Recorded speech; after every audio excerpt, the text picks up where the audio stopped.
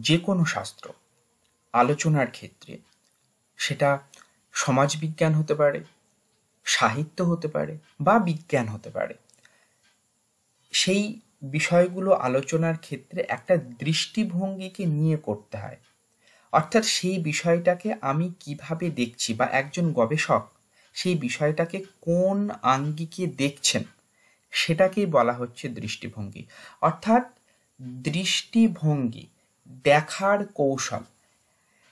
আজকের এই ভিডিওতে আমরা যে বিষয়টা আলোচনা করব সেটা হচ্ছে রাষ্ট্রবিজ্ঞান আলোচনার দৃষ্টিভঙ্গি।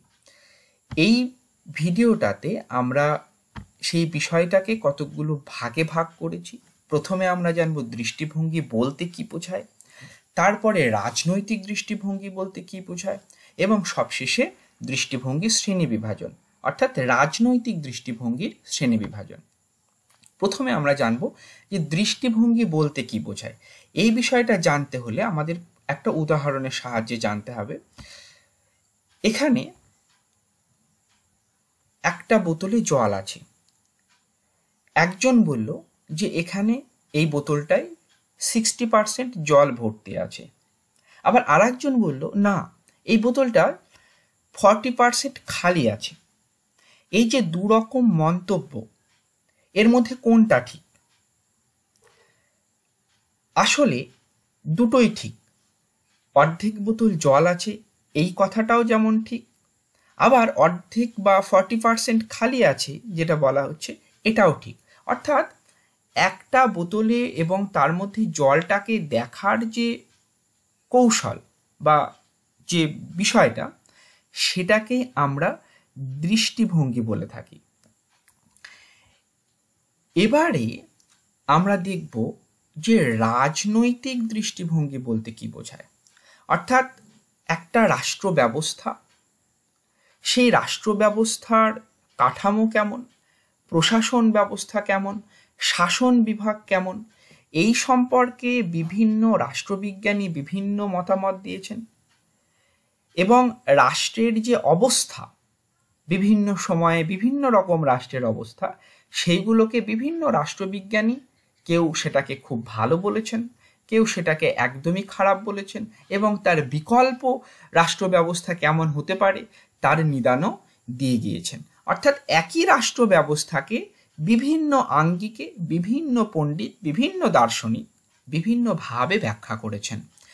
তাই রাজনৈতিক দৃষ্টিভঙ্গি বলতে কি বোঝায়, এই বিষয়টা সম্পর্কে ভার্নন ভন ডাইক তার লেখা বই political science of philosophical analysis, এখানে তিনি বলছেন যে দৃষ্টিভঙ্গি হচ্ছে একটা মানদণ্ড নির্ধারণ। অর্থাৎ একটা বিষয় সেটা গুণগত দিক থেকে কতটা উৎকৃষ্ট মানের বা কতটা নিকৃষ্ট মানের, সেইটাকে নির্ধারণ করা। একজন তোমার পরিচিত কেউ একজন একটা নতুন পোশাক পরে তোমার সামনে আসলো, সেটা দেখে একজনের খুব পছন্দ হতে পারে বা একজনের একেবারেই নিকৃষ্ট মানের হতে পারে। রাষ্ট্র ব্যবস্থার ক্ষেত্রেও এই দৃষ্টিভঙ্গিটা সেই রকম, সেটা ভার্নন ভন ডাইকের মতে। এই ভার্নন ভন ডাইক আরও বলছেন যে সমস্যা বা প্রশ্ন এইগুলোকে বাছাই করে এবং সেই সম্পর্কিত তথ্যসমূহ নির্ধারণের ক্ষেত্রে যে মানদণ্ডের প্রয়োজন হয়, সেটাই হলো দৃষ্টিভঙ্গি। এরপরে আমরা দেখব জেসি জোহারি কি বলছেন। তিনি বলছেন যে দৃষ্টিভঙ্গি হলো কোনো নির্দিষ্ট ঘটনাকে নিরীক্ষণ করে তাকে বিশ্লেষণের পদ্ধতি। আচ্ছা, এই হচ্ছে দৃষ্টিভঙ্গি সম্পর্কে একটা সার্বিক ধারণা বা রাজনৈতিক দৃষ্টিভঙ্গি সম্পর্কে একটা ধারণা। এবারে আমরা রাজনৈতিক দৃষ্টিভঙ্গির শ্রেণীবিভাগগুলো সম্পর্কে আলোচনা করব।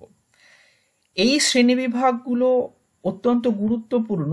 এখানে অ্যালান বল তার মডার্ন পলিটিক্স অ্যান্ড গভর্নমেন্ট, এই যে বইটা, এই বইয়ে রাজনৈতিক দৃষ্টিভঙ্গিকে দুটি ভাগে ভাগ করছেন। একটা হলো সনাতন বা সাবেকি দৃষ্টিভঙ্গি বা ধ্রুপদী দৃষ্টিভঙ্গি, যেটা প্রাচীনকালে ব্যবহার করা হতো রাষ্ট্রবিজ্ঞান আলোচনার ক্ষেত্রে।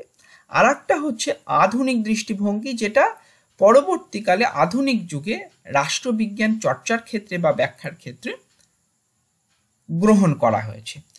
এই দৃষ্টিভঙ্গি দুটোকে আবার কতকগুলো আলাদা আলাদা ভাগে ভাগ করা যায়। যেমন সনাতন দৃষ্টিভঙ্গি বা সাবেকি দৃষ্টিভঙ্গি, এটাকে তিনটি ভাগে ভাগ করা হয়: দার্শনিক দৃষ্টিভঙ্গি, ঐতিহাসিক দৃষ্টিভঙ্গি এবং আইনগত দৃষ্টিভঙ্গি।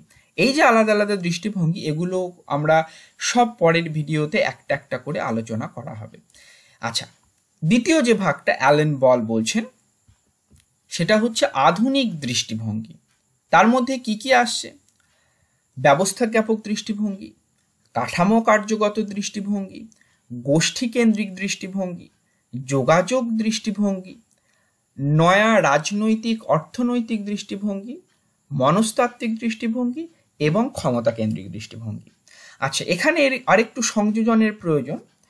অ্যালেন বল এই শ্রেণী বিভাগের ক্ষেত্রে আর একটা দৃষ্টিভঙ্গির কথা বলেছেন, সেটা হচ্ছে তুলনামূলক দৃষ্টিভঙ্গি। অর্থাৎ আমরা যে দুটো ভাগ দেখলাম, সনাতন দৃষ্টিভঙ্গি এবং আধুনিক দৃষ্টিভঙ্গি, এই দুটোর মধ্যে সংযোগ সাধন করছে তুলনামূলক দৃষ্টিভঙ্গি অ্যালেন বলের মতামত অনুযায়ী। আচ্ছা, রাষ্ট্রবিজ্ঞান আলোচনার ক্ষেত্রে আসলে যে দৃষ্টিভঙ্গিগুলো নিয়ে আলোচনা করা হয়, অ্যালেন বল তার অধিকাংশটাই বলেছেন, কিন্তু এখানে একটা সমালোচনা আছে। অ্যালেন বল মার্ক্সীয় দৃষ্টিভঙ্গিটাকে তার আলোচনার মধ্যে রাখেননি। আর মার্ক্সীয় দৃষ্টিভঙ্গি ছাড়া সমাজতত্ত্ব বা রাষ্ট্রবিজ্ঞান আলোচনা এক প্রকার প্রায় অসম্পূর্ণ থেকে যায়। তাই একটা সার্বিক দিক থেকে যদি আলোচনা করা হয়, দেখা যায় রাষ্ট্রবিজ্ঞান আলোচনার দৃষ্টিভঙ্গিগুলোকে এই রকমভাবে ভাগ করা যায়: সনাতন দৃষ্টিভঙ্গি, আচরণবাদী দৃষ্টিভঙ্গি, মার্ক্সীয় দৃষ্টিভঙ্গি। আর সনাতন দৃষ্টিভঙ্গি আবার তিন ভাগে ভাগ করা যায়: দার্শনিক, ঐতিহাসিক, আইনগত, যেগুলো আমরা দেখলাম। আচরণবাদী দৃষ্টিভঙ্গিকে আবার কতগুলো আলাদা ভাগে ভাগ করা যায়, 7টা ভাগে: ব্যবস্থামূলক, বিশ্লেষণমূলক, কাঠামো কার্যগত, গোষ্ঠীকেন্দ্রিক, যোগাযোগ বিষয়ক, নতুন রাজনৈতিক অর্থনৈতিক, মনস্তাত্ত্বিক আর ক্ষমতা কেন্দ্রিক। আর মেন ভাগের মধ্যে যে এখানে মার্ক্সীয় দৃষ্টিভঙ্গিটাকেও রাখা হয়েছে। পরবর্তী ভিডিওগুলোতে আমরা এই প্রত্যেকটা দৃষ্টিভঙ্গিকে আলাদা আলাদাভাবে আলোচনা করার চেষ্টা করব। ধন্যবাদ।